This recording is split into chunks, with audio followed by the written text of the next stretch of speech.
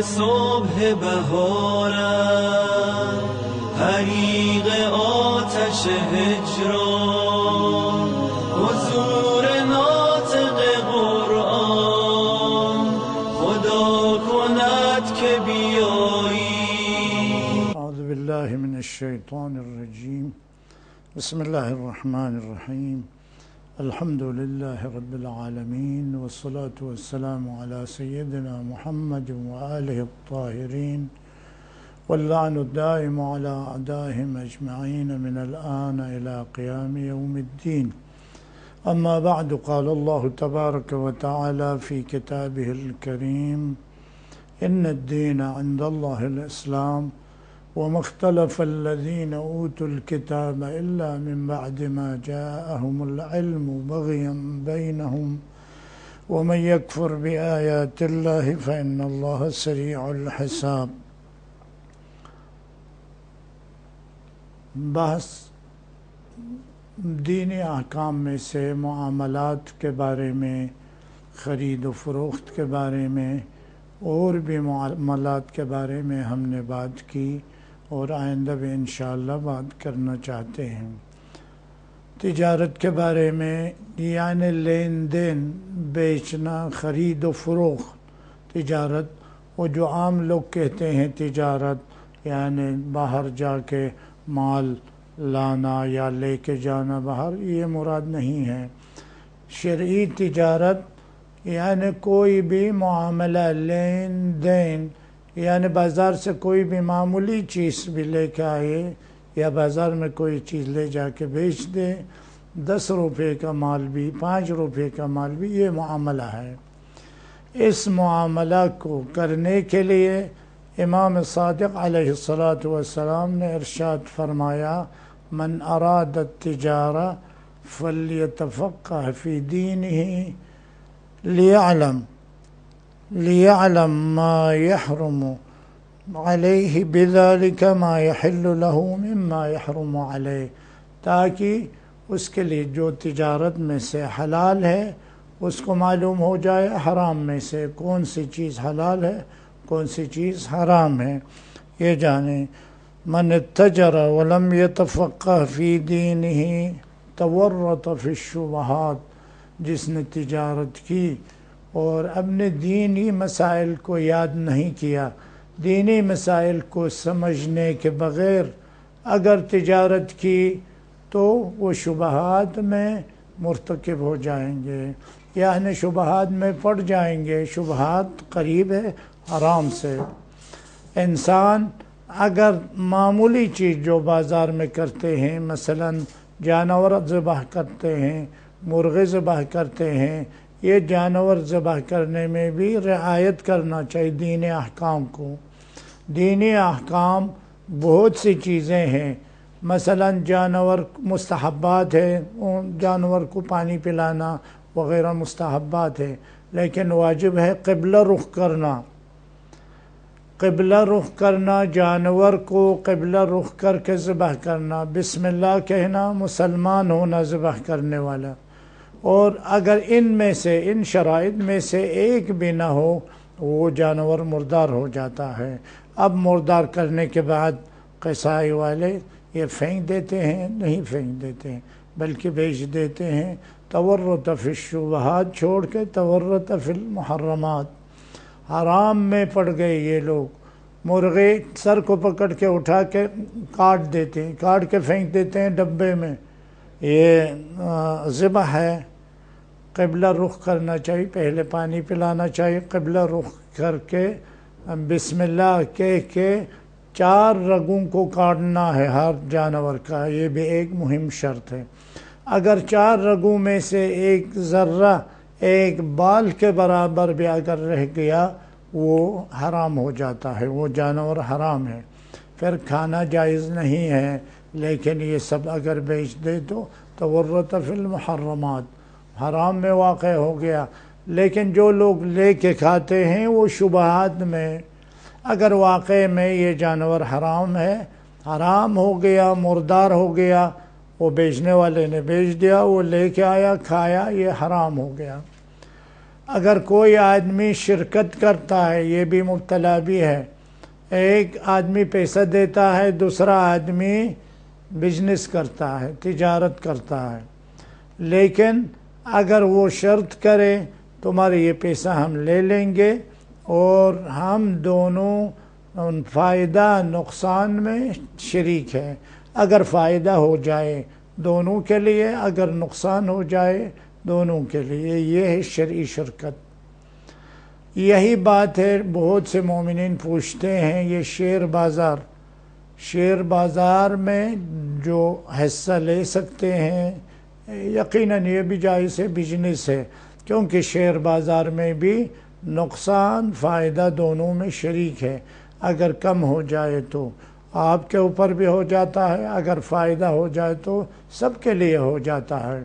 یہی وجہ شرعی معیار ہے، فائدہ نقصان میں اگر شریک ہو تو وہ معاملہ جائز ہے، اس سے فائدہ لے کے کھا سکتے ہیں۔ ایک چیز جو عام ہے لوگوں میں لوٹری ہے، لوٹری کہتے ہیں، یہ عربی میں یا نصیب کہتے ہیں، یعنی جس کے نصیب میں ہے آ جاتا ہے۔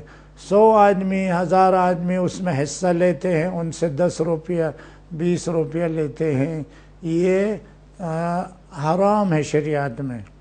یعنی ذاتی مفاد کے لیے لوٹری، اگر لوٹری میں حصہ لے، ذاتی مفاد یعنی اپنے لیے پیسہ لے لے، اپنے لیے خرچ کرنے کے لیے، یہ حرام ہے۔ اما ایک عام انجمن کے لیے، مدرسے کے لیے، مسجد کے لیے، مومنین کو دینے کے لیے اگر اس میں حصہ لے لے، یا کوئی مومن اس میں اگر پیسہ آ جائے تو حج کو، زیارت کو بیچنے کے لیے، اسی طرح کی لوٹری حضرت آیت اللہ سستانی فرماتے ہیں یہ جائز ہے۔ یعنی کسی انجمن، کسی خیریہ کے ذریعے اگر لوٹری لے لیں، ان میں کوئی اگر آ جائے اسی کے نام پہ، وہ خیریہ میں خرچ کر سکتے ہیں، اس انجمن میں خرچ کر سکتے ہیں۔ تو یہ بھی ایک مسئلہ ہے، اور ایک مسئلہ یہ ہے کیا کرنا، انسان اپنے اعضاء و جوارح میں سے کوئی بیچ سکتا ہے؟ سوال، زندہ انسان ہے، اپنے اعضاء جوارح میں سے ایک دوسرے انسان کو بچانے کے لیے بیچ سکتا ہے، اگر اس کے لیے کوئی ضرر نہیں ہے، نقصان نہیں ہے، دوسرے کی جان بچانا ہے تو بیچ بھی سکتے ہیں، ہدیہ بھی کر سکتے ہیں، ایسے ہی بھی دے سکتے ہیں۔ یعنی مثلا ایک آدمی کا ایک گردہ خراب ہو گیا، دونوں گردے خراب ہو گیا، تو ایک دوسرے آدمی کے پاس دونوں گردے صحیح ہے، اگر دونوں گردے صحیح ہے تو ان میں سے ایک کو اس کے لیے بیچ سکتے ہیں، یا اس کے لیے ہدیہ کر سکتے ہیں، ہدیہ تحفہ کر سکتے ہیں، ہدیہ کر سکتے ہیں تاکہ اس کی جان بچ جائے۔ یعنی ایک آدمی کے دونوں گردے صحیح سالم ہے، ایک آدمی کے دونوں گردے خراب ہو گئے، تو ان کے ایک گردہ دوسرے کو دے کے کسی طریقے سے بھی دے کے اس کے جان بچانا جائز ہے۔ اور اسی طرح وصیت بھی کرے انسان وصیت کرے، مرنے کے بعد میرا ایک عضو اس کو دے دینا، یا انسان اگر کسی جانور کا حصہ، جانور کے بدن کے اعضاء میں سے کوئی عضو انسان میں لگانا پڑے، مثلا بندر اور انسان میں شباہت رکھتی ہے، انسان اور بندر کے کوئی عضو انسان کو دینا پڑے، تو وہ تو انسان نہیں ہے، اس کو ذبح کر کے اس کا عضو انسان کے بدن میں دے کے جان بچا سکتے ہیں۔ یہاں تک کہ فرماتے ہیں خنزیر کا کوئی عضو انسان کے کام میں آ جائے، مثلا خنزیر کا کلیجہ انسان کے کلیجے کی جگہ پہ اگر فٹ کرے، یہ بھی جائز ہے۔ ایک مسئلہ یہ ہے خنزیر تو نجیس ہے، یا انسان کے اندرون اعضاء سب نجیس ہے، اگر زندہ انسان سے بھی کوئی حصہ کاٹ دے، مثلا ایک انسان کا وہ نکالے، گردہ نکالے تو یہ بھی مردار ہو گیا، نجیس ہو گیا۔ مردار نہ بھی ہو، انسان کے اندر سب نجیس ہے، نجاست انسان مولا کائنات علی بن ابی طالب فرماتے ہیں ایک انسان تم کیسے تکبر کرتے ہو، تم نجس سے پیدا ہو گیا، آخر میں پھر نجس ہو جائیں گے، اور ان دونوں کے درمیان بھی نجاسات کے حامل ہیں. یعنی اول نطفہ تھا، نطفہ ایک نجس قطرہ ہے، ماں باپ کے اس نجس قطرے سے بچہ بنتا ہے، تو اس کے بعد انسان بن جاتا ہے، بڑا ہو جاتا ہے، اب تکبر کرنے لگتا ہے اور بڑا ہو جاتا ہے، دوسرے انسانوں پر ظلم کرنے لگتا ہے. مولا فرماتا ہے تم کو شرم نہیں آتی ہے، تم ایسے نجس قدرے سے پیدا ہو گیا اور آخر میں پھر مردار ہو جائے گا. جب انسان مر جائے تو مردار ہے، نجس ہے. اگر اس کے بدن سے چھوئے غسل دینے سے پہلے، ٹھنڈا ہونے کے بعد اگر چھوئے، غسل واجب ہو جاتا ہے شریعت میں. اس کو پورا غسل جنابت کی طرح، غسل جمعہ کی طرح غسل کرنا چاہیے، غسل مسح میت کہتے ہیں. اب غسل دینے کے بعد پاک و پاکیزہ ہو جاتا ہے، کوئی چھوئے نجس نہیں ہو جاتا ہے، میت بھی پاک ہو جاتا ہے. اسی کے بعد کفن پہنا کے دفن کرتے ہیں. تو ایک بدن میں اگر ہم کہیں دوسرے جانور کا جز اگر انسان کے بدن میں لگا دے تو نجس ہے. ہاں ٹھیک ہے نجس ہے، بلکہ نجس العین ہے. خنزیر کا جز یا کتے کا جز فرض کرو انسان کے بدن میں لگایا تو نجس العین ہے، صرف نجس بھی نہیں ہے. اگر بندر کا جز لگا دیا تو صرف نجس ہے. یہ نجاسات انسان کے بدن میں لگ گیا، پھر جان آ گئی اس میں، پاک ہو جائے گا. یعنی انسان کے عبادات وغیرہ میں کوئی حرج نہیں ہے. بہت سے دواؤں میں خنزیر کے اجزاء داخل ہے، بہت سے انجیکشن میں خنزیر کا اعضاء داخل ہے، اس میں انسان کو لگایا جاتا ہے، پھر انسان کے بدن کا جز ہو جاتا ہے. ایسی چیزوں میں کوئی حرج نہیں ہے. تو انسان کے بدن کے جز ہونے کے بعد وہ پاک ہو جاتا ہے. یعنی اور زندہ انسان یا جاندار کاٹ کر دوسرے انسان پہ لگا سکتے ہیں، چاہے نجس ہو چاہے غیر نجس ہو، کوئی بھی چیز ہو. مرد اور عورت، مثلا جس آدمی کو یا جس عورت کو بچہ نہیں ہوتا ہے، بہت سے لوگ کرتے ہیں، سوال کرتے ہیں، تو مرد اور عورت دونوں کے نطفے کسی ذریعے نکالنے کے بعد انجیکشن کے ذریعے اس عورت کے رحم میں داخل کر سکتا ہے یا نہ. اگر حلال طریقے سے ہے، کوئی گناہ نہیں کیا، حلال طریقے سے ہے، اسی مرد اور اپنے شوہر کے یعنی شوہر کا نطفہ عورت کے نطفے کے ساتھ عورت کے رحم میں اگر لگا دیا، بچہ ہو جائے، وہ ان دونوں کا بچہ ہے، حلال زادہ ہے. اگر یہ مرد عورت کو تو بچہ نہیں ہوتا ہے، کسی اور انسان کا نطفہ اس میں لگا دیا، اگر اس میں ڈال دیا، یہ تو ولد زنا ہو جاتا ہے، حرام ہے. آیت اللہ لکھتے ہیں، آیت اللہ سستانی حفظہ اللہ اسی طرح لکھتے ہیں، اگر دوسرے انسان کا نطفہ اس میں ڈال دے یہ حرام ہے، جائز نہیں ہے. اور کچھ مسائل یہ ہے، انسان کو یعنی میوہ خرید کے کھانا چاہیے، لیکن کچھ جگہ ہیں ایسا میوے کا درخت اگر راستے میں ہے شریعت میں اس سے کھا سکتے ہیں، کئی شرائط کے ساتھ اس سے کھا سکتے ہیں، نقصان نہ لگائیں، روایت میں ہے اور فقہ میں بھی علماء نے ذکر کیا ہے. ایک یہ ہے اس کو مالک کو نقصان نہ پہنچائیں، یعنی اس کے ڈالی وغیرہ نہ توڑے، میوہ اٹھا کے کھائے، لے کے نہ جائے، اور صرف کھانے کے لیے نہ جائے. اس راستے میں اچانک ایک راستے سے چل رہا تھا، دیکھا میوہ تیار ہے، تو اس میوے سے انسان کچھ نہ کچھ کھا سکتے ہیں، لے کے بھی نہیں جا سکتے ہیں، چوری کرنے کے برابر ہے. خراب نہیں کرنا چاہیے، خیانت ہے، حرام ہے، گناہ ہے۔ اور اسی طرح اس سے استفادہ کر سکتے ہیں۔ تو کچھ چیزیں ہیں، کوئی بھی میوہ ہو یا زراعت ہو، میوہ یعنی کھجور کا میوہ ہو، آم کا درخت ہو، خوبانی کا درخت ہو، انگور کا درخت ہو، اگر راستے میں ہیں، یا زراعت ہو، زراعت سے بھی کھاتے ہیں، کچھ زراعت کی چیزیں مٹر وغیرہ بچے لوگ جا کے کھاتے ہیں، اگر راستے میں ہیں راستے سے لے کے کھا سکتے ہیں، لیکن اندر جا کے خراب کرنا، فساد کرنا، یہ سب چوری کرنے کے برابر ہے، جائز نہیں ہے۔ تو کچھ مسائل ایسے ہیں، ذریعہ معاش بنائے انسان، بزنس ذریعہ معاش بنائے، اس میں یہ طریقہ حلال طریقہ حرام سب ہے، یا بزنس کے علاوہ اور بھی بہت سے چیزیں ہیں جو انسان کرتے ہیں، جیسے کہانت۔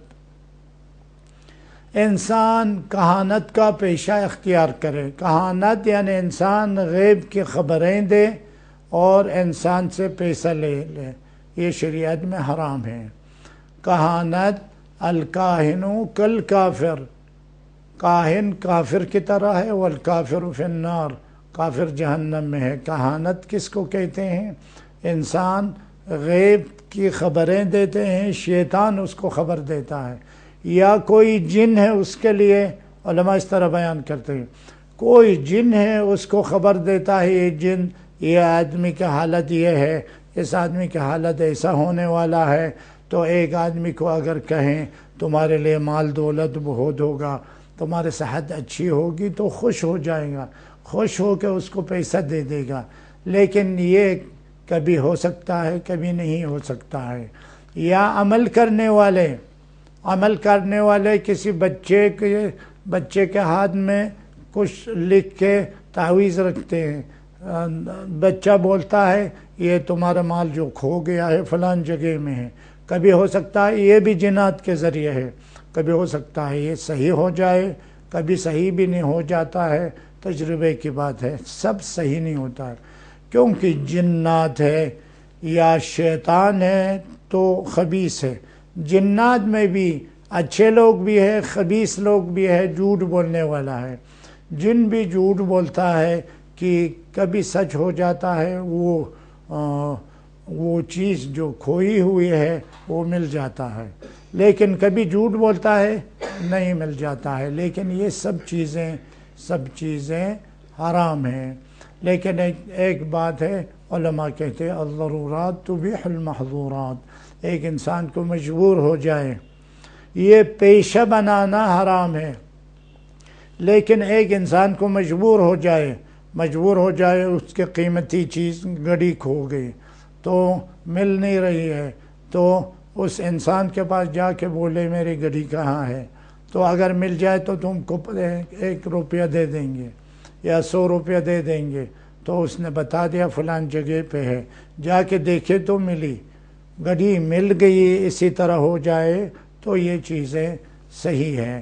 اسی طرح کہانت، سحر، جادو، سب کے بارے میں شریعت میں ممانعت ہے، ان کے ذریعے چاہے ذریعہ معاش بنائے، چاہے ایسے ہی بنائے، اپنا پیشہ بنائے تو یہ جائز نہیں ہے، حرام ہے، کیونکہ سحر، جادو یہ سب حقیقت نہیں ہے، بلکہ یہ سب غیر حقیقی ہے، انسان کو حقیقت کے راستے سے نکال دیتا ہے۔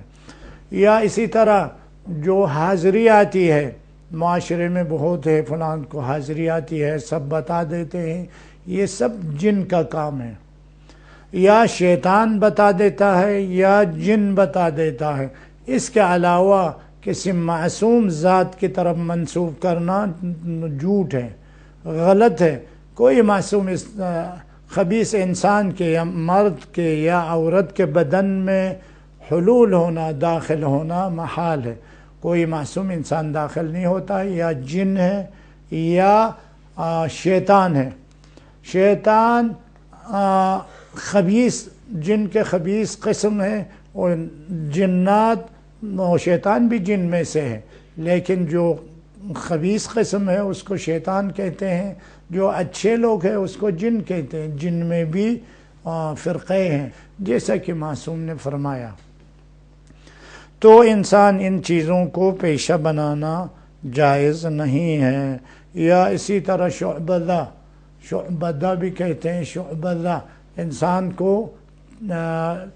آنکھوں سے دکھائی دینا، یعنی آنکھوں پر دکھائی دیتا لیکن حقیقت میں کچھ نہیں ہے۔ جیسے ایک اندھیری رات میں مثلا لکڑی کے سر پہ آنکھ ہے، آنکھ کا ایک نقطہ ہے، اگر اس کو گھمائے تو دائرہ نظر آتا ہے۔ اسی طرح کے بہت کچھ کرتے ہیں، اسی طرح کرنا بھی یعنی لوگوں کو دھوکہ دینا یہ بھی حرام ہے۔ اور وہ چیزیں جو حرام ہونا ہے معاشرے میں بہت ہے۔ تزیین کل من الرجل والمرأة بزینت الآخر، یعنی مرد عورت ایک دوسرے کے لباس سے، ایک دوسرے کے زیورات سے زینت کرنا، یعنی مرد عورت کا لباس پہننا، عورت مرد کا لباس پہننا یہ حرام ہے۔ مثلا ایک امامہ ہے، مثلا امامہ مرد لوگ کے لیے مخصوص ہے، ہر مرد کے نہیں ہے، لیکن بعض لوگ پہنتے ہیں، اور کوئی عورت امامہ نہیں پہنتی ہے۔ تو اگر ایک عورت امامہ پہنے تو حرام ہے اس کے لیے۔ وہ بھی اپنے بلد کے حساب سے، اپنے معاشرے کے حساب سے، ادھر کردستان کی عورتیں ہیں وہ بڑے بڑے امامہ، کالے امامہ پہنتی ہے، تو اپنے معاشرے میں ہے وہ جائز ہے۔ یا کمر بند باندھنا، بہت سے جگہوں میں کمر بند آدمی باندھتا ہے، لیکن عورت اس جگہ میں اگر یہ کمر بند اگر باندھ دے تو حرام ہے۔ لیکن مرد عورت اگر دونوں کے لباس ہو گیا کمر بند باندھنا تو کوئی حرج نہیں، مرد بھی باندھ سکتا ہے، عورت بھی باندھ سکتی ہے، کوئی بھی ایسی چیز۔ اور عورت کے خصوصیات میں سے چوڑی ہے، گردن بند ہے۔ اگر ایک آدمی سونے کا تو پہننا حرام ہے، چاندی کا گردن بند اگر پہنے تو جائز ہے، جائز نہیں ہے۔ اسی طرح چوڑی، چاندی کی چوڑی اگر مت پہنے حرام ہے، کیونکہ یہ عورتوں کی خصوصیت ہے۔ بہت سے لوگ کہتے ہیں منت مانی ہے، ہمارے ماں نے منت مانی، باپ نے منت مانی۔ منت ماننے کے لیے بھی شرط ہے، جو چیز شریعت میں حرام نہ ہو وہ منت صحیح ہے۔ اگر مرد کو چوڑی پہننے کے لیے منت مانے تو یہ منت صحیح نہیں ہے حقیقت میں، کیونکہ مرد چوڑی پہننا حرام ہے، کیونکہ یہ عورت کے خصوصیات میں سے ہے۔ مرد چوڑی نہیں پہنتے کسی بھی معاشرے میں، اگر کسی معاشرے میں پہنتے ہیں تو اس جگہ میں حلال ہے، لیکن ہمارے یہاں کوئی مرد چوڑی نہیں پہنتا ہے، تو ایک آدمی بولے یہ منت کی چوڑی ہے، صحیح نہیں ہے۔ اور اسی طرح گوشوارہ بھی عورت کے لیے مخصوص ہے۔ عورت لوگوں کا یہ مخصوص زیور اگر مرد پہنے تو یقیناً حرام ہے۔ اگر کوئی بولے منت مانے ہے یا کسی چیز، منت ماننے کے لیے بھی شریعت میں شرط ہے، حرام نہ ہو، واجب نہ ہو۔ جو چیز انسان کے اوپر واجب ہے اگر اس کو کرنے کے لیے منت مانے تو یہ بھی غلط ہے۔ مثلا صبح کی نماز 2 رکعت انسان کے اوپر واجب ہے، اگر اس کو کوئی کرنے کے لیے منت مانے، غلط ہے وہ منت، وہ درست نہیں ہے۔ لیکن صبح کی 2 رکعت نماز مسجد میں باجماعت مانے، باجماعت انجام دینے کے لیے منت مانے تو یقیناً جائز ہے، کیونکہ اس میں رجحان ہے۔ اگر وہ انجام نہ بھی دے تو جائز ہے، کیونکہ نماز گھر میں بھی پڑھ سکتے ہیں انسان، نماز مسجد میں بھی باجماعت بھی پڑھ سکتے ہیں، لیکن باجماعت پڑھنے میں رجحان ہے، ثواب ہے، باجماعت پڑھے، باجماعت پڑھنے کے لیے منت مانے۔ یا حرام بھی نہیں ہے، واجب بھی نہیں ہے، بلکہ مباح چیز ہے، مباح چیز ہے، مباح چیز ہے مثلا کسی کو کچھ دینے کے لیے جو مستحب نہیں ہے، مستحب نہیں ہے، اس کو اگر منت مانے وہ بھی جائز ہے۔ تو انسان ایک دوسرے کے لباس پہننا جو مخصوص ہے عرف میں، معاشرے میں یہ مخصوص عورت کا لباس ہے، مرد کا پہننا جائز نہیں۔ اگر عرف بولے یا معاشرے میں کہے کہ یہ مرد کا مخصوص لباس ہے، عورت کو پہننا حرام ہے۔ اسی طرح کے بہت سے مسائل ہیں جو علماء ذکر کرتے ہیں، ان میں سے یہی مسائل ہے۔ تو انشاءاللہ آج یہاں تک کافی ہے۔ والحمدللہ رب العالمین۔ نگار صبح بهارم، طریق آتش هجران، حضور ناطق قرآن، خدا کند که بیایی، خدا کند که بیایی،